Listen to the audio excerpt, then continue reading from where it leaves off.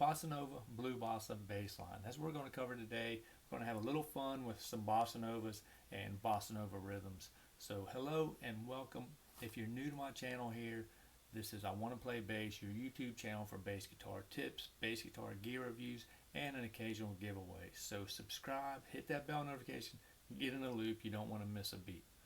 And I'm Donald Witt, the bass instructor of the How to Play Bass online course at iwanttoPlayBass.com. Now, we're talking about Bossa Novas today, a Brazilian style music, very popular, became very popular in the 50s and 60s, almost worldwide popularity. And it's just the combination of jazz and samba with a distinct rhythm that really makes it stand out, and which makes it a bossa nova as opposed to just a samba or just a jazz standard. Now it's in our real book. If you haven't gotten your real book yet, you need to get one as an aspiring bassist. You should all have one. It's definitely a necessity. It's a tool to add to your toolbox. So jump over to Bassist Gear Corner and get your real book today at iwanttoPlayBass.com. Now, Bossa Novas, the main thing about a Bossa Nova is the rhythm, as I'd said before. The rhythms are distinct, and that's how you know that you're playing a bossa, and that's when you come across a Bossa Nova, you know what to do to make that sound like a Bossa Nova, not just a standard jazz line, because that's all it is. It took the samba and it took the jazz harmonies to make this Bossa Nova, and then it added this in particular rhythm that you need to know. And the rhythm is going to be a dotted quarter note, eighth note, and another dotted quarter note. That is it. That right there.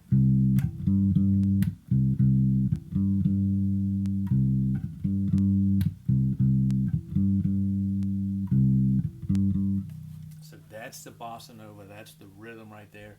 That is the standard. That is there. It gets more intricate. I mean, you don't just have to do that, but you definitely want to. That rhythm has to be there as well. You can add all kinds of fun stuff in there as well, and then you add the jazz chords that have the certain chord tones you want to target. But for the most part, on a Bossa Nova, it's that 1 and that 5. If you play that 1 and the 5, you will be able to get it done that way. So, like I say, it's just that, but in Bossa Novas, it's a little more intricate with the chord progressions. It almost gives you can almost play some country music.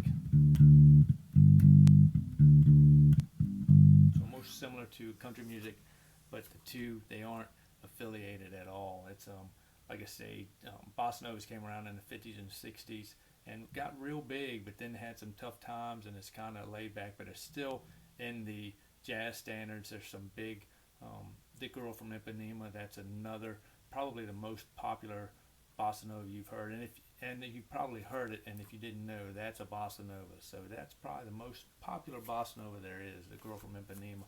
But the Blue Bossa by Kenny Dorman, he created it, and I'm not sure, it was probably around the 50s or so, and he just took the standard, the jazz, and just made it into a jazz standard.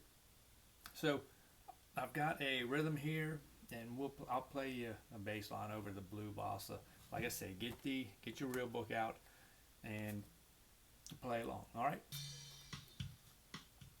So that's your standard rhythm right there.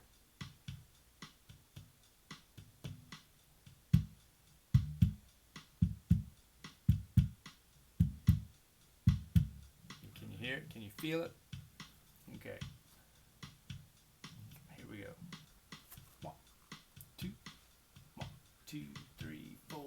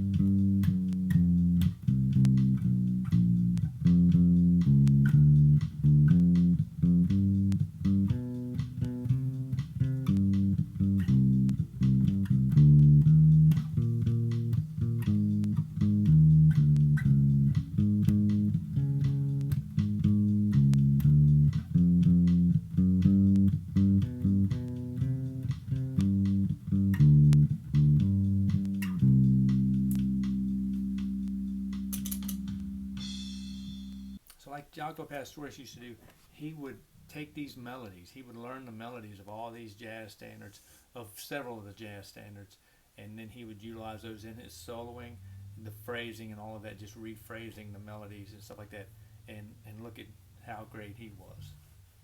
So that's something to keep in mind. Learn the melodies, and then when you're doing your bass lines, target those chord tones. Like the C7, C minor, it's just a C minor, so you're really not going to use the minor seventh.